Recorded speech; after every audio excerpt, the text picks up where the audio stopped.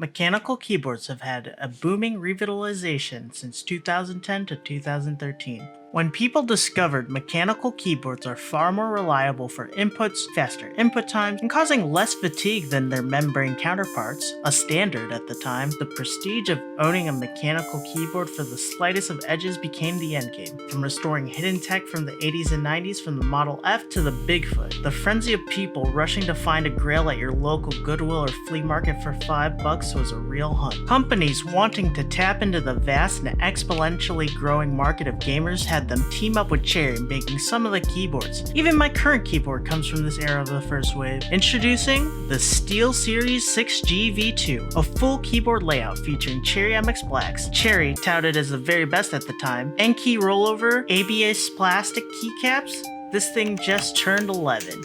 Keycaps are wearing, they don't hold on the stems as well. I'm missing a 7 keycap. Welcome to Enthusiast Keyboards, and this is a video diary of me diving headfirst into this deep pool. I purchased this Keychron K6 with Gateron brown tactile switches. It features both Bluetooth and wired USB-C connectivity, RGB lighting, most importantly, hot swappable switches. This feature allows me to swap between 3 and 5 pin switches for my board. But just buying this board wouldn't make me delving into the enthusiast side of the mechanical keyboard hobby, and in this case, I went with Kale Box Jade switches. It features a real thick click bar. Not only am I swapping them out, but I'm also going to open them up and loop them. Looping is a process that allows a smoother motion between the stem and the housing of the key switch. First step is to remove all the keycaps off this board. Luckily, the K6 came with a keycap puller.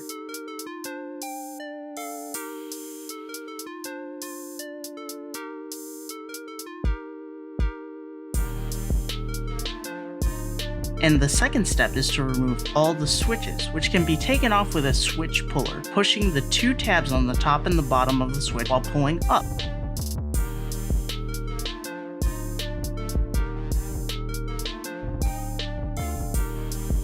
Now to disassembly. This entry lubing set I bought came with its own Kale switch opener.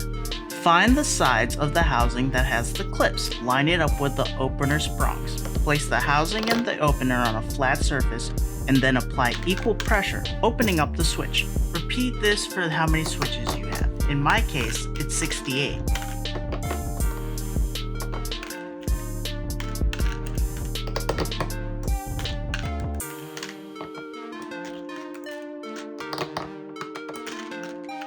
Using Crytex 205 Grade 0, I looped the sides of the stem,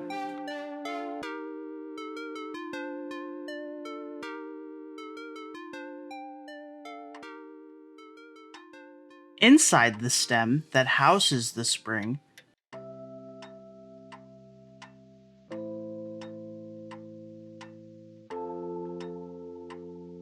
then for the top housing I looped the side where the stem meets. It's pretty simple, and then I placed the stem inside the top housing.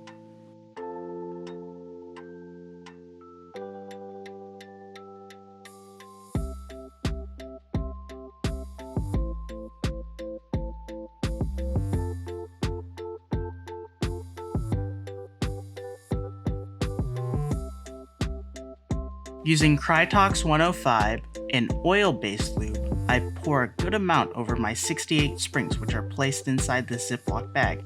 I give it a thorough shake, making sure I get a good even coating. This really helps reduce ping noises when there's pressure applied onto the springs.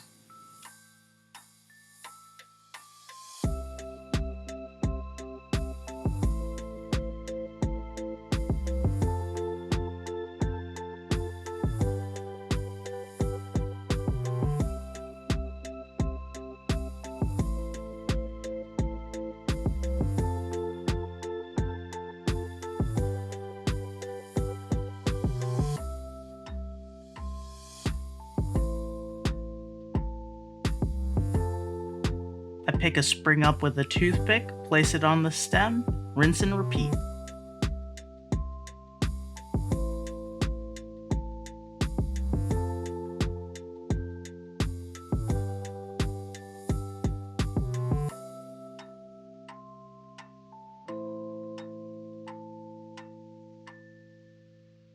For this last step, using the 205, I apply lube on the bottom housing, around the stem where the springs will meet, and the sides where the stems will touch.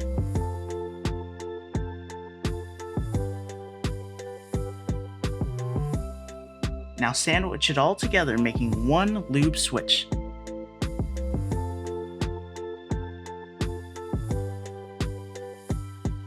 Now we stick the lube switches onto the board, making sure the pins are straight, and we just press down. It's a lot of pressure and will make a loud snap, but it'll be fine. Make sure later to use a website to check all your keys work, and if they don't, take them out of your board and then straighten the pins. Then reinsert it onto your board.